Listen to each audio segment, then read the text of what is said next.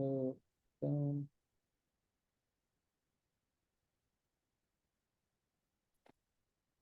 so thank you all for joining. Welcome to the second SIP 2024 information session. Before we start, quick housekeeping. This call will be recorded. Please mute your microphone. You can unmute and ask questions. We'll do introductions and we'll have time for questions at the end. Today we'll cover what is the SIP program, the intern application, timelines, what to expect for 2024, and again, we'll have a Q&A session. Let's do a quick audio check. Could people please give us a thumbs up if you can hear us okay? I mean, electronic thumbs up. 6. Yeah. Good, thank you. Great. We're in a conference room that we don't use that frequently, so. Yep. All right. Let's go through some introductions first. My name is Ana Lalaria. I'm the SIP Operations Coordinator. I'm Lily Espinoza. I'm the SIP Assistant Director. And I'm Raja Duataputta. I'm the Faculty Director of the Science Internship Program, and I founded it in 2009. I'm an astronomy professor at UC Syracuse. That's my day job. Okay. Before we start, we'll start off with our visual story from SIP 2023. It's a great way to see what a day in the life and what the summer of SIP is like. Do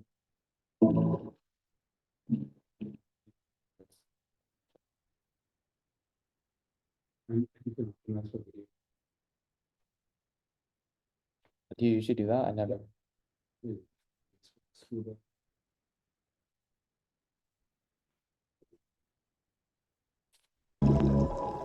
In May, I traveled to Corsica, France, where I began research on my first 2 chapters of my dissertation, which was on the social behavior of the ocellated wrasse and related species. Coming back from the field, I had hours worth of data to analyze, and so I signed up for the SIP program in order to get assistance in analyzing this data.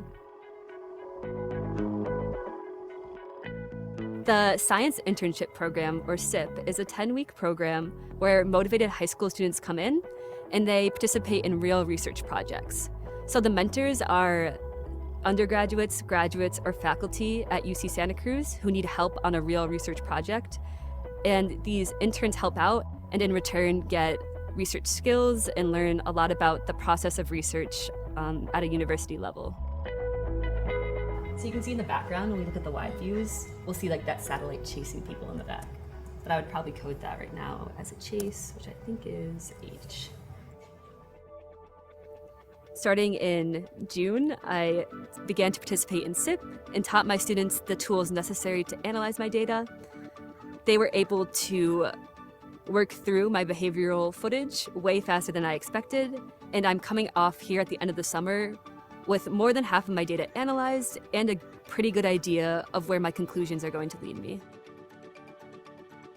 And so pretty much every animal in the sea loves eggs. They're like a great source of food. All right. And so they will eat eggs. My interns served as primarily research assistants over the summer. I first taught them the behavioral editing program, Boris, that allowed them to score behaviors.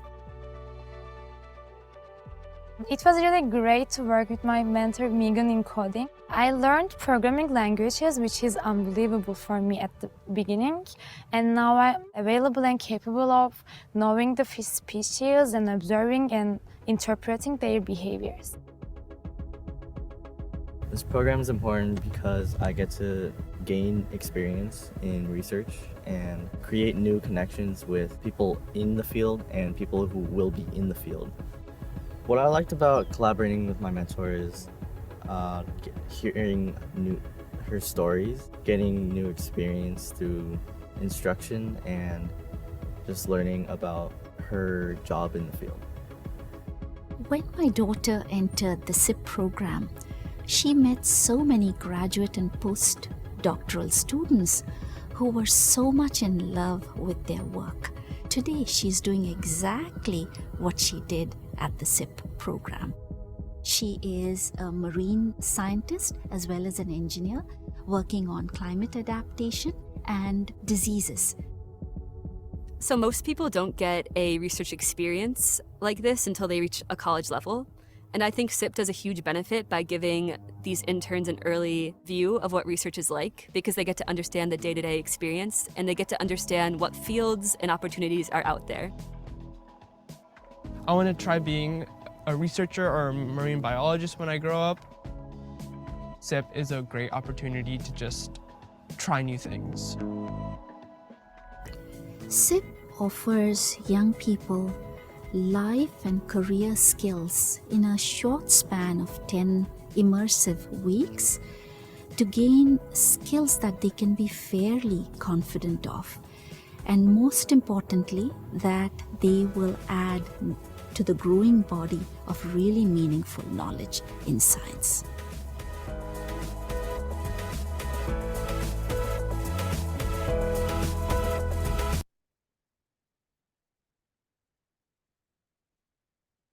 Nice. Awesome. If you have any questions, please feel free to use the chat as well, and we'll continue with the slides. All right. What is SIP? As we heard in the video, previously SIP was a 10-week program. An update for SIP 2024 is SIP will be a 9-week program, 2 weeks of online research prep, and 7 weeks of active in-person research. SIP is a research internship program for high school students in STEAM fields, in STEM fields, as well as social sciences and arts. Students are working with UCSC PhD students, professors, and post-PhD researchers, and they provide one-on-one mentoring for high school interns. The best part about SIP is the projects interns are working on are real, and they are not made up just for the summer or for the high school students. Students are inserted into existing research projects currently happening at UCSC. Opportunities for wider exposure to topics in current research, academic enrichment, and college preparation are also embedded into the program during the internship day. I just want to chime in here and say that, the essence of SIP is the high school students work on projects, small projects.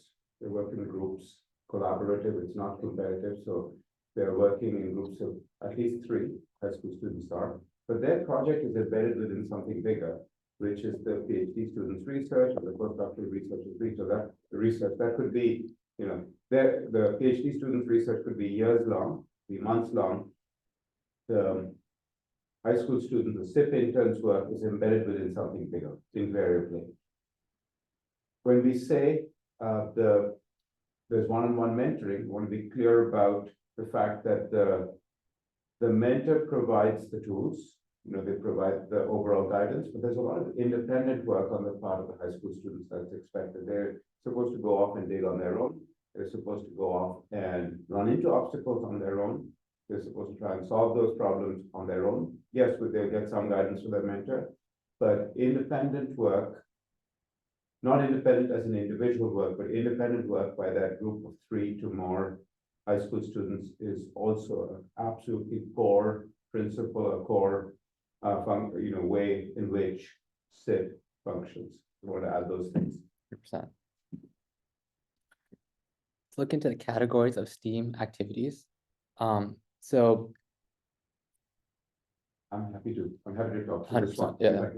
We can bounce that back and forth. Yeah. So this slide is meant to contextualize the nature of work I just described in SIP relative to other kinds of programs that are out there. And really there are, in the 4 things you see here, 3 of them are represented within the SIP program. The essence of the program, as I said, is open-ended research projects. So these are projects for which there aren't answers already. This is ongoing research embedded within the mentor's research program. So in this sense, it's open-ended research.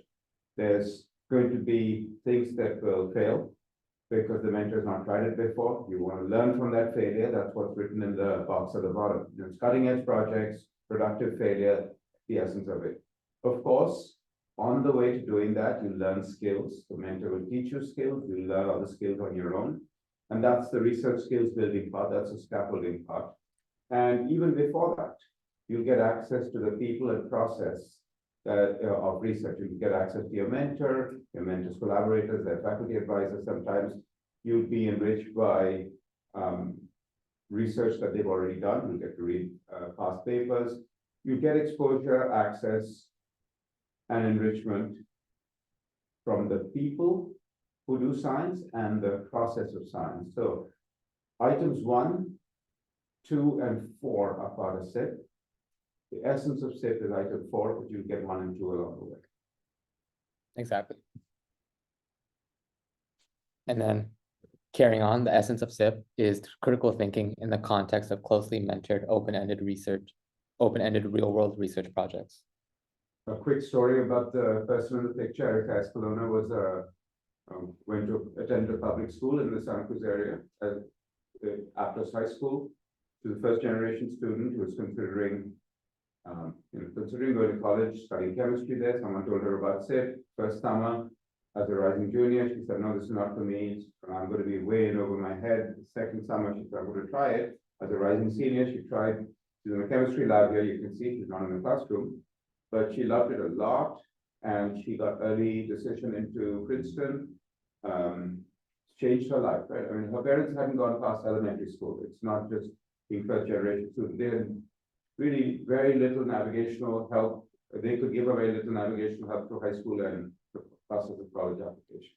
Anyway, Roger, what year of SIP did she participate in? this was during this was pre-pandemic, during a fully in-person time. I think she was, when she got her admission offer that fall, was the very first reunion they had.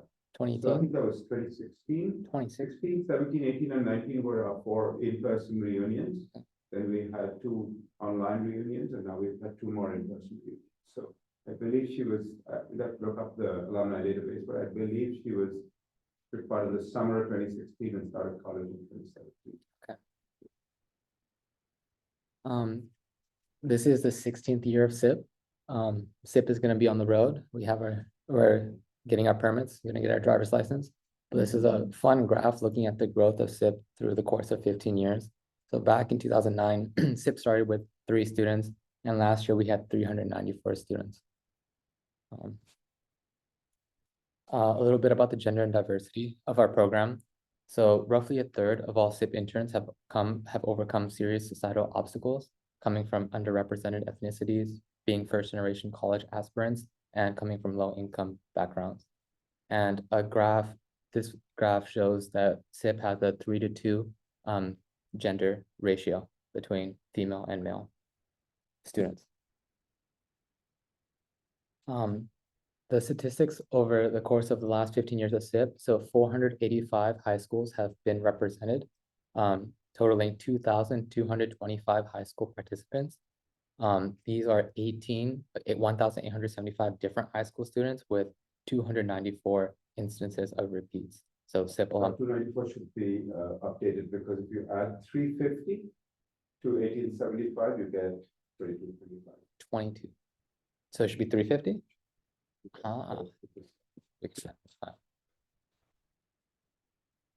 you add 350 to 1875, you get. Yeah, Just talking about that. we'll get to these questions at the end, but also please write your questions to the general chat in case there are other alumni that can answer the question as well. I just saw a question on the chat. Yes, international students are welcome to apply. Anand will get to our stats for last year. Yeah. Definitely international students have been participated in the past, and they will be going forward. This is a fun view of all 493 different high schools that have been represented in SIP. The colors are interesting. Black means it's a California school. Red means it's an international school. Blue means it's an out-of-state US school. And italics means it's a private school, and Roman font means it's a public school. This list gets bigger and bigger every year. We have the privilege of having like a 75-inch TV in front of us, but like it is tiny on your screen, so we apologize for I that. can't make the font any smaller. Yeah. At some point we have to go to two slides. Yeah. If you can see your high school on this list, can you put up a thumbs up? Can you We click do the thumbs up? admit freshmen. We in fact Yeah. admit rising freshmen, those who are Yeah. going into high school after this summer. No, we're really, so RM, to answer your question, we are really moving back to an in-person program. So online only for out-of-state students, no. The short answer to your question is we want you to come to campus, we offer housing, and we prefer you to take part in that way. Yeah. And again, we'll get to the questions systematically. Yeah. We should go past this slide because it hasn't been updated. Okay. So let's look into research projects, how that looks. Talking a little bit more about the research projects. So projects consist of 1 to 2 mentors, a primary or co-mentor. These are, again, PhD students, post-PhD researchers, professors. Projects consist of 3 or more high school interns. And again, the eligibility for SIP, you must be between 14 and 17 years old. And the 14 cutoff is the day that the SIP 2024 program starts. So that would be June 24th. And this kind of breaks down into rising freshmen. So if you've graduated 8th grade and you are going to become a freshman in high school, you are eligible. And also rising seniors. If you are in senior year right now and you've applied to college and are going to graduate, you are not eligible for SIP. Yeah, and just to make the first point clear, if you are going to be, if you're going to have graduated 8th grade by the start of the summer, in other words, if you're in 8th grade now, and you're going to be 14 before June 24th, then you're eligible. If you're, both conditions have to be satisfied. If you're in 8th grade going into 9th, but you're not going to be 14 on June before June 24th, then you're not.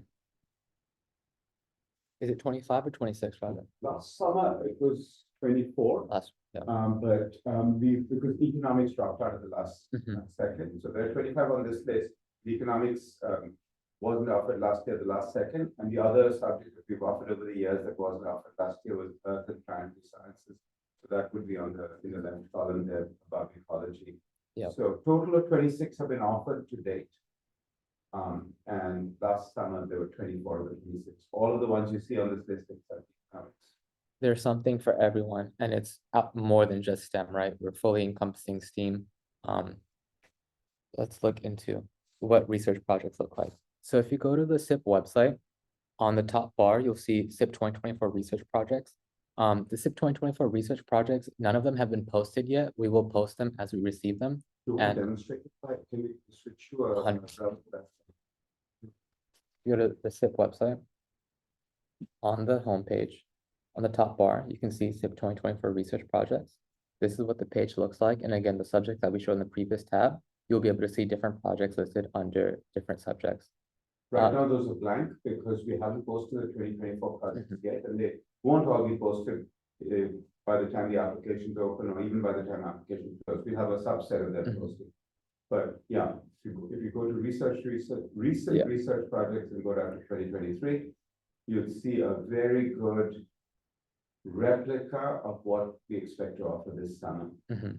Every year, the previous summer is the best template for what to expect this summer in terms of research projects, subject areas. One big change from last year we were hybrid, part in-person, part online. This year it'll be all in-person for the interns. 100%.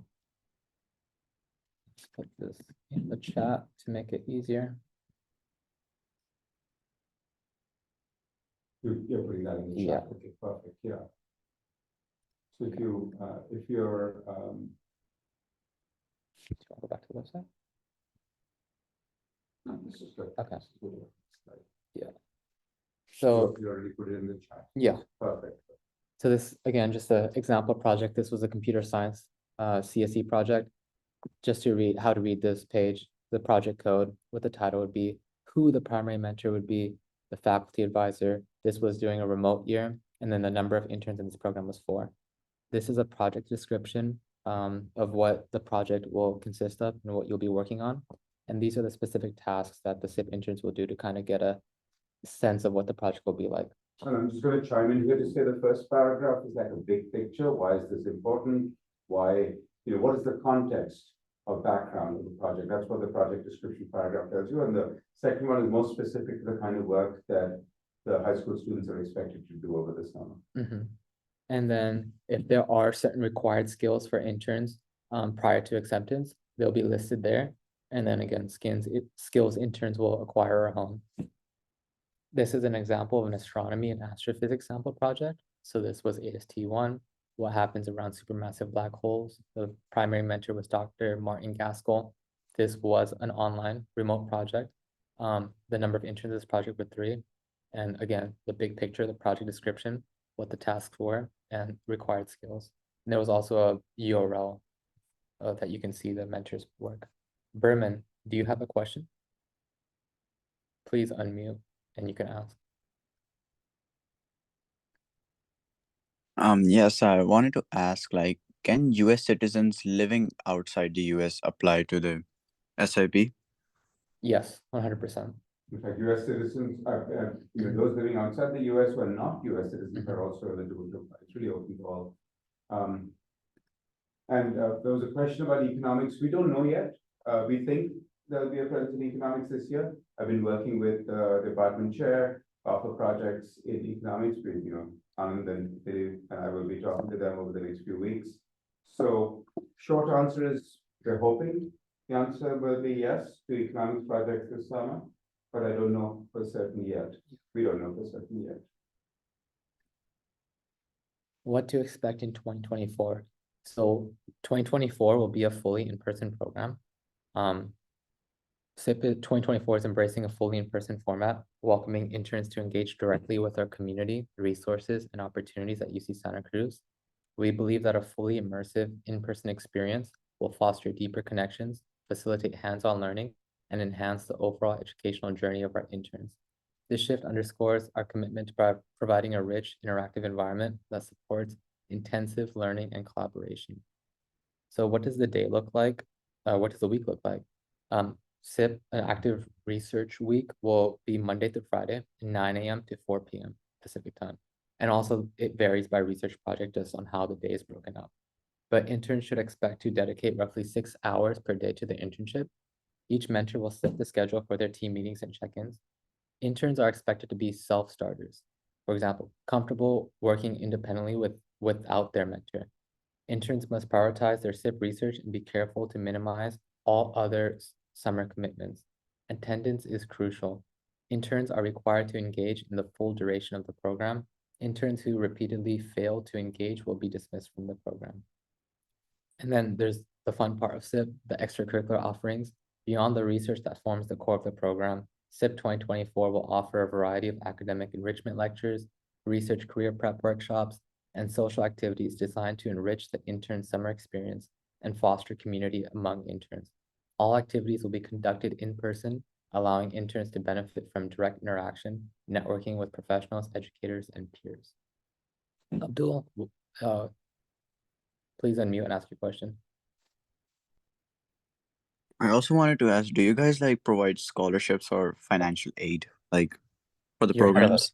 Yes, let's get into that right now. So the program cost for SIP, when you fill out your application, there is an application fee that is $60. If you are accepted to the tuition for SIP to participate is $4,750. In the beginning, there will be a $500 deposit to hold your spot when you receive your admission offer. And then you have some time, and then the remainder of the academic program fee comes out to $4,250. Talk about financial aid. Okay. Okay, so first of all, if the $60 application fee that Anand had up in the previous slide, if that's going to present financial hardship, all you have to do is let us know, and we'll send you a way to waive the application fee. This is Just you have to do this by contacting us. please email us. The email will be listed at the end, but it is ucsc-sip@ucsc.edu. With that said, once applications come in, it's a merit-based admissions process, but it's a completely needs-based financial aid process. So when you fill out the form, you fill out the application form, we ask for just a limited amount of financial information. 2 things really.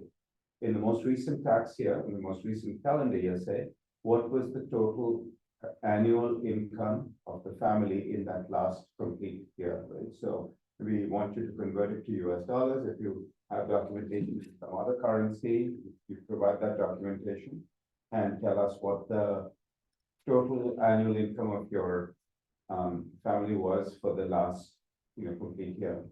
We also ask you for total number of people who are dependent on that income. So if it's let's say if it's a family of 4, let's say parents, 2 children, or it could be a parent and let's say 1 child, that would be a family of 2. So we ask for the total number of dependents on that income, total income. And we ask for documentation. And the 4th thing is if there's been any change. If there's been any change between the last cycle for which you're presenting us salary or income information and the current year, we ask you for any change that's happened. Based on those 4 pieces of information, again, income, documentation of that income, number of dependents, and any change that's happened between the year in which you're reporting that income and the current year. Based on that, we make financial aid offers. And the bottom line is, in each of the last several years, about a third of our students receive 100% scholarship. They receive 100% scholarship that covers tuition, that 4,750 that Anand mentioned, room and board, so cost of living on campus, cost of meals. Abdul, feel free to ask a question. Also, like, is residence provided by, the university itself? Yeah, so we provide housing in the college dorms. It's supervised housing in the sense that we have residential advisors. We're working with minors, legal minors, below the age of 18. So yes, we provide housing, but the tuition that Anand mentioned for the academic part of the program, there are expenses associated with housing, housing and meals bundled together. Those are all described on our website. But when a student receives, need-based financial aid, it covers tuition and Room and board, yeah. And it is very easy to apply for financial aid. The financial aid application is within the general application for SIP. So we encourage all interested students to apply for financial aid. And even if you don't get 100% of the financial aid, there are 25, 50, 75% packages. So we encourage you to apply, and we'll do our best to. Yeah, so last year, for example, out of the 394 students, 31% of our students received financial aid, 31%, so close to a third. And only a handful, like 2 or 3 people received partial aid, everyone else out of that 31% received. Mm-hmm.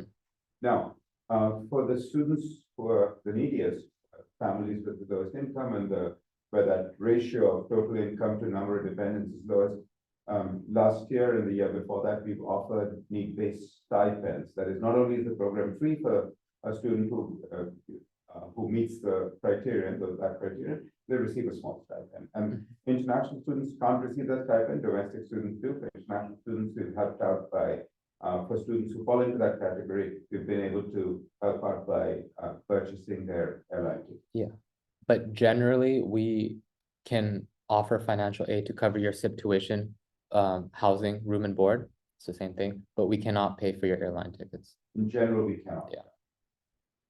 Only exceptions are when you meet certain extreme need-based criteria. And if you have any questions, please email us directly and we'll work with you. Abdul, let's continue. I'm gonna go through the rest of the slide deck and then we'll open up to questions because I feel like some of your questions we still have to get to. All right, so let's talk about the SIP application. The application opens on Friday, March 24th, and it is open for the entire month of March. And the deadline is March 31st. That is a Sunday at 11:59 p.m. Pacific time. So there are 5 parts to the application, 4 parts. There's an optional part 5 for financial aid. But the first part is personal information. Tell us about yourself, your basic questions, where you're coming from, your age, general information. Part 2, this is where you'll select a teacher. This is where we ask for your teacher recommendation. It doesn't have to be specifically a STEM teacher. It can be a STEAM teacher, somebody that knows you best. We only ask for 1 letter of recommendation. You'll put the name, you'll put the email, and then you'll upload your most recent unofficial transcript or grade report. Part 3 This is the essay part of the application. So we ask you to rank or prioritize and select 2 subject areas that you would like to do research in. For these 2 subject areas, you will write 2 short answer, 250 words or less interest essays. And you will write about why you are interested in studying and doing research in these subject areas. And then the third essay is a longer short essay. This will be 450 words or less. And this is a personal statement. What would you like to get out of your research internship experience? A quick note. So again, if we looked at the 2023 research projects, you can see specific research projects. And in 2024, we only have subject areas. So we do want you to write about the subject area, not specifically a research project. And we'll do our best to place you in a research project that goes along with your interest and your level of expertise. Part 4 is a certification and submission. You'll just re-look through your information, look at the SIP rules. Yeah, I guess that there are, certainly we expect our interns to follow a certain, we want you to acknowledge. Yeah. In part 4, we want you to acknowledge that you've read. Yeah. The guidelines for how our program operates. We don't want you to be surprised by it because you fill out an application without having read, some of the things we just talked about. For example, that it's open-ended research. You shouldn't expect to make a discovery. You shouldn't expect to have a publication at the end. It's open-ended research. It's not a structure. We want, in part 4, you're certifying that you understand A, the nature of our program, and B, that everything that you filled out in the form is accurate to the best of your knowledge. Exactly. Part 5 is triggered by a yes/no question in part 1. If you say you wish to be considered for financial aid, it opens up a 5th form within your application portal. If you answer no to that question, it doesn't open up the financial aid application. So it's part 5 is optional or hidden depending on a particular answer to a particular question in part 1. Okay. Let's talk about the program schedule for the summer. So again, the application is open during the month of March. On April 26th, the first round of admission offers will be sent out. May 7th is the deadline to accept your admission offer and pay the first initial deposit. May 15th is the deadline for full payment and also submitting your registration packet. So when you are accepted, you will be sent a registration packet. This will be a full rundown of everything that you agreed to, general policies, living on campus. So you just want to fill that out and then submit that as well. The program starts, the first 2 weeks are going to be online research preparation weeks. So this can be taken from anywhere, June 10th through the 21st. The schedules will vary. It is not going to be the full 6 hours a day, 9 to 5, Monday through Friday. The first week of research preparation, there are generally tutorials hosted by the SIP team. Python and research tutorials, introduction to research, and then your mentor will reach out initially, meet the mentors, meet the interns. That's where interns can ask questions and get a general guise of what their summer is going to be like. And the mentor will provide readings and information and guides for interns to prepare and get caught up. So when research does kick off, they can jump right into it and be prepared. Sunday, June 23rd, this is our program kickoff. This is in person on UC Santa Cruz campus, and this is also move-in day. So if you're going to be in the dorms, we will attend the SIP kickoff, the program kickoff, meet your mentors, and then move in afterwards. The program starts, officially kicks off the in-person research element to it for 7 weeks. This is from June 24th through August 9th. And then Saturday, August 10th is final presentation day. And this is where interns will present in a 15-minute presentation with their fellow interns on the research that they did throughout the summer. So if you look at the dates, if school has started, we just let us know, let your mentor know, and we'll work with you to adjust your schedule. We do require that you present on presentation day, whether that is in person or online. That's something we'll figure out when it comes to it, but please make sure that you can prioritize the full 9 weeks of participation and 7 weeks of in-person. Including 7 weeks of in-person. Including 7 weeks of in-person. All right, so let's talk about getting to SIP, how to get to SIP if you're not on the campus. There are two shuttle options, one coming from the Silicon Valley area, the I Bay. should just, sorry to interrupt. I'm going to chime in to say this is only relevant for students who live in Northern California. This slide is of course not relevant for out-of-state, international students, or students from other parts of California. This is only if you live within driving distance of schools. 100%. So if you are in the Silicon Valley Bay Area, we have a shuttle. There are two shuttle stops. These are the Mountain View Caltrain Station and Saratoga High School. And there are two options. This shuttle will run every single day in the morning, pick you up and drop you off in the afternoon, evenings. And then there is the weekly shuttle. So this will pick you up on Monday morning. You'll bring your stuff and you'll be in the dorms if you want to be in residence during the week, and then drop you off Friday evening. And then for the South Salinas Watsonville shuttle, this serves the Gonzales, Salinas, and Watsonville areas. We have the weekly Monday morning and Friday afternoon option. There's always a personal car or carpool option. Interns, we would like you to be there on time, so please do not drive during 9 a.m. to 4 p.m. And then for Santa Cruz residents, there's the public bus system that works really well. And then again, please be on campus on time. We will go more into this as we gear up for SIP, and once you get accepted, and we actively work through logistics, but you can sign up for the shuttles week by week, depending on usage and need. And then we would ask that you let us know your preference for how to, or if you're going to be on the shuttle by Wednesday at noon of the previous week. Again, we went into this a little bit more, but we can speak on costs here. So the cost for the daily weekday shuttle, 5 times a week, that is $200 a week. And the cost for the Monday morning and Friday afternoon is $65 a week. And then again, all transportation costs are waived for students on need-based scholarships. And then for the South shuttle, Abdul will get into it in a little bit. The cost is $65. So if you are in the dorms, so it is broken, there are two options. There's 5 days, Monday through Friday, or Sunday dinner through Friday lunch. This is $600 a week, and this covers your room and board. And then there's the full week 7-day housing plan. This is $875 a week. And again, if you are on financial aid, that would cover all of it. And then we'll talk about this more as we get into SIP and once you're accepted, but just the logistics, what to bring to the dorms. It is your basic college dorm. You will have a roommate or two. What's included, you have your extra long twin bed and mattress, desk, chair, bookshelf, college storage, and everything you need. And this is extra details, we'll get into it, but just this is like a nice list to see what you would bring from home. College life, daily life, SIP dorming, dorm housing. UC Santa Cruz campus is beautiful. It's great. We would love to have as many interns as possible. Here with us in the dorms, this is Crown College.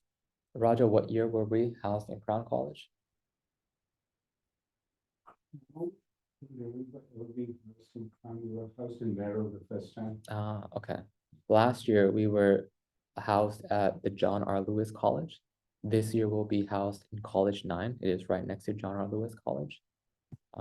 The other place where we've been housed in the past has been Porter. Yeah. So we've mostly been in Porter at College 910, but the very first year we were in the Merrill Community House. So these are, our college has 10, our campus has 10 residential colleges. They're in pairs. And we've used, by my count, 3 of those colleges, or 4, College 9 and 10, Porter, and Merrill. There are recreational activities for interns outside of research hours. They are fun field trips, beach days, and events on campus that we host. The dining hall, so there are 3 meals a day, breakfast, lunch, and dinner. There are a wide variety of options. There's something for everyone, and including dietary restrictions. All right, that is everything we wanted to cover in the SIP slides. Now we can open up to the Q&A portion. Abdul, you have your hand up. Let's go with you, and then we'll go to the chat. Yeah, I wanted to ask if you guys could tell what's the acceptance rate for the program? I can speak to what it was last year. It's, we can't quite predict what it will be in 2024 because we don't know how many applicants we'll have and exactly how many spots. But last year, as you heard from Anand, we had 394 students in the program. We actually made close to 500 offers. 483 was the number that comes to mind. In other words, there were students we made offers to who turned us down for other summer opportunities. So to fill 394 spots, we made 483 offers, but the number of applicants was slightly in excess of 2,200. So the acceptance rate was in the low 20% last year. Yep. Abdul, does that answer your question? Yeah, thank you. Yes. Monica, your question? I have a question. Yes.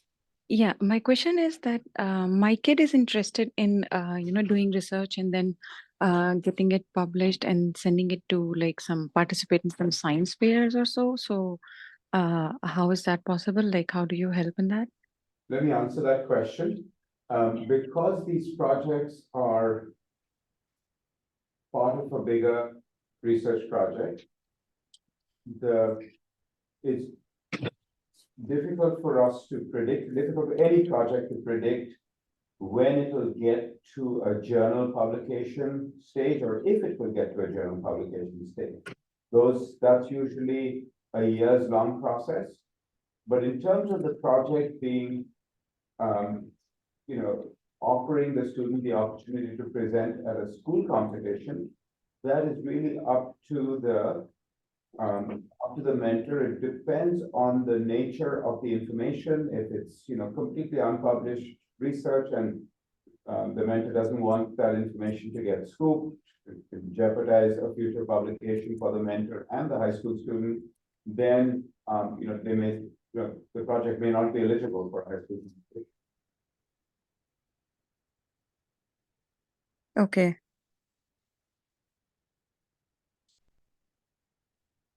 And the essence I of have a quick is Himanshu. for students to gain authentic research experience, meaning they are part of an authentic research project, an ongoing research project, and the uncertainties associated with with university level research is such that you can't predict a publication date, you can't predict if it's going to be publishable. You're digging into some kind of analysis of data, you're digging into some project to determine if it's going to be publishable. So it's impossible to predict that it is going to be, or it's not possible for us to say that, yes, this is definitely going to be publishable. That is never true for an ongoing research project. This is Himanshu. I have a quick question. I guess a couple of questions. One is the prior research experience needed at all? Second is, and maybe they are all interrelated. The second is, do you admit students in the whole program or in a specific research area, like these many students for biology as an example? And in general, how do you evaluate these students? That's a great question. These are good questions, Himanshu, and this may answer the question some of the other people on the call have. So we place students into specific research projects, not just subject area, specific projects. They're paired up with other high school students on a particular project. Now, we go by what the students said are their favorite subject or subjects in making that placement. The main thing we are trying to see, the main thing that gets a student accepted into the program is we're looking for, the main criteria we're looking for is maturity. We're looking for social maturity on the part of a young person. We're looking to make sure that they have the right perspective about what open-ended research is like. So that's why we base our admission largely on the essays. We want to hear the student's voice. Students can write up to 2 essays about their favorite subject areas. They write 1 essay about why they want to do research. We really want to understand the students' motivation. And that's the main basis of admission. It's not an easy process. It's a painstaking process. You have to read through essays, especially we had more than 2,000 applicants last year. We read through essays. Does that answer your question, Himanshu? It does. It does. Just one follow-up question. So a student is admitted in the overall program, not just for biology. So what I mean to say, if there are only 2 biology projects. Go ahead. Sorry to interrupt you. They're admitted into a particular research project, not into the overall program. Okay, that's helpful. Thank you. Thank you. MV, you've had your hand up patiently. If you could please unmute and ask. Hi, thank you for the opportunity to ask questions. So my question is somewhat related to the question from the previous caller. So could you elaborate on how you assess, I guess, merit? I mean, from your answer, Raja, it sounds like a lot of it is based on essays. So I guess my question would be, how do you assess this match between the applicant and project areas? Well, it's I don't want to make it sound like it's an easy or a completely deterministic process. It's not. We're doing, so we try to give greatest weight to the student's voice. We base it on the single letter recommendation as well. We want to hear what the instructor or the coach or the letter writer thinks about the student. And the reality of it is, like many competitive programs, there are many very highly qualified students who we have to say no to because our acceptance rate is in the 20%. And so our process is far from perfect. We do our best to admit students who we think would benefit from the program and or really advance the research, and ideally both. So, and we are not answering your question because I don't know how to answer your question any better than that. The reality is we turn away a lot of highly qualified students, and this is true for college applications. It's true for any program where the admissions, where the acceptance percentage is low. Thank you. Thank you. Himanshu, is your hand still up? No, I'm done. Thank you. It is 9:53, just for the time check, so we have 7 more minutes. Are there any other questions that we can answer? Please feel free to unmute and ask. I do have one. So is there a preference given to the child has to be like in the senior year or in the junior year, or the freshman will be accepted?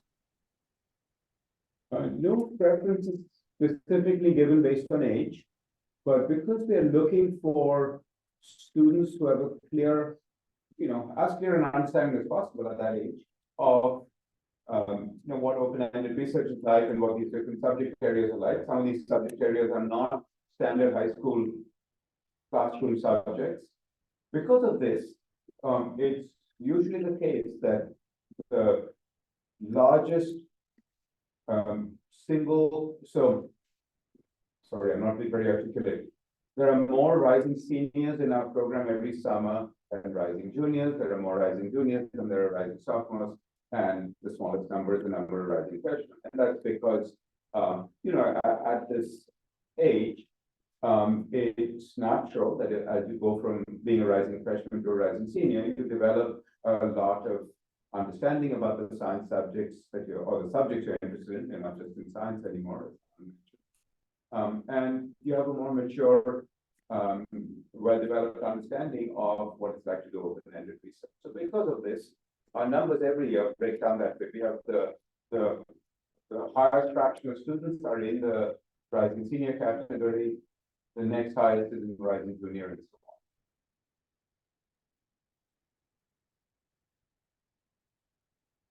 so on. Hi, can I ask a question? Yes. Please do, please.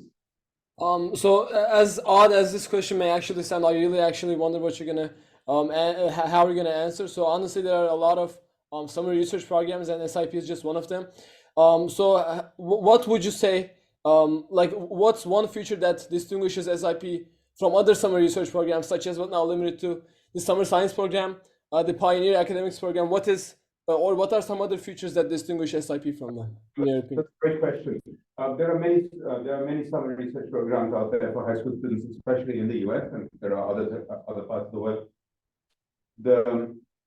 I think the defining feature of SIP, and I'm not saying this is unique, there are some other programs that do the same, but the defining feature of SIP is the research projects that the high school students work on are open-ended. That is, they are projects that the mentor has not carried out before. So they are tackling this problem for the first time. They're typically embedded within very large and complex research problems worthy of a PhD thesis. That's what the PhD student is working on, or sometimes even bigger than that, that I would say is the defining feature of SIP is the nature of problem solving. I don't know if that answers your question. Yeah, it does. Thank you so much. I mean, there are programs out there where a large fraction of the time students are taking classes in a structured environment. They take college level classes. That does not describe SIP very well. There are of course lectures that students will have access to. There are programs where students are doing projects where the answer has already been figured out by the mentor. That again does not describe SIP very well. Thank you for asking that question. That's a good question. That's a very, very good question. That's really important. It's really important for students and parents and teachers to understand what we do and what we don't do. That's why I was clear about what we do, and I tried to be clear about what we don't do. Equally important. Yes, one more. We have projects in robotics every year, Vivian. They're often under the area of electrical and computer science, computer engineering, or electrical engineering. We do have researchers working in the area of what I call cyber-physical systems. These are robotic systems that interface with humans.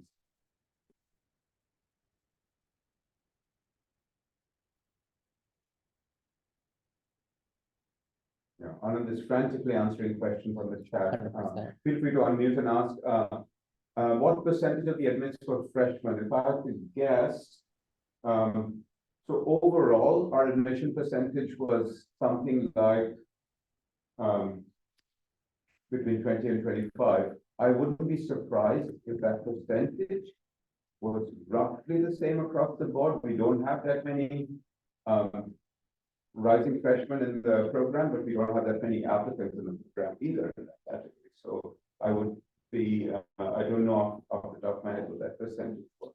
I think last year it was 10 to 15% that were freshman students. Lower than the overall. The majority of our, it's like 50 to 55, 60% that our interns are juniors. Juniors were. Junior students that are rising seniors, yeah.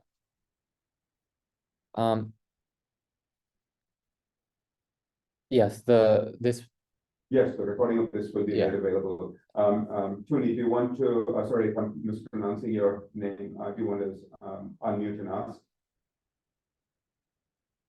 Hi, thanks for the session. This was really informative. A quick question about students who are accepted and matched with mentors. Are they able to stay connected with the mentor and the project and possibly come back the following year and work on the same project if it's still ongoing? Or just curious, past experience on just staying connected and working on the problem past the summer? In general, the answer is yes, but it really depends a lot on the nature of the research, where it goes after the summer. There are instances where the mentor has graduated, finishes their PhD, gets a job and moves to something else. In that case, obviously, if they're no longer active in that research project, there can be a break in that connection. Very often there is a connection. It depends on the high school student's schedule in the fall. It depends on the mentor's schedule in the fall. But most importantly, it depends on the progress of that research project and where it is. If there's some remaining obvious steps that lie ahead. Very often students remain engaged with their mentors. They often ask mentors for letters of recommendation, as you asked. And so, again, it's at the discretion of the mentor to provide such letters. But yeah, very often the answer is yes. As the faculty director of the program, I will often provide template letters to our mentors who've never written letters before to help them construct their own letters. But so yes, there's a whole process and there's a recommendation. Thank you. Yeah, sure. No, thank you for asking that question. I mean, in many cases, the work continues, leads to a publication. The high school student is part of that, but it's not something we can guarantee. But I would say in many cases this does happen. Excellent question. So it is 10 o'clock. Are there any last minute questions? And if not, we will end the session. So one question is the student expected to have some prior experience, research experience, especially in that project, whatever they are looking for? No, not, we are looking, we expect students to learn on the job. We expect them to learn research skills. The mentors expect to teach skills so students are learning on the job. In the course of doing a research project, they will build up the skills they need. Yes. Okay. With that, thank you everyone for attending this information session and asking excellent questions. If you ever have any questions, please feel free to email us. Our email is ucsc-sip@ucsc.edu. We are going to host another info session next week. So if you would like to join us again, please join us. This recording will be posted on YouTube and you can access it. But again, yes, thank you for joining. And we have a science internship program channel on YouTube where you can find recordings of this and past and ultimately future info sessions. So we'll have information sessions every week in the month, in the rest of February, and we'll have application workshops, which are more targeted information sessions about how to fill out the application through the weeks of March, while the application portal is open. Thank you all for joining. Thank you for taking an hour out of your busy day to do this. thank you.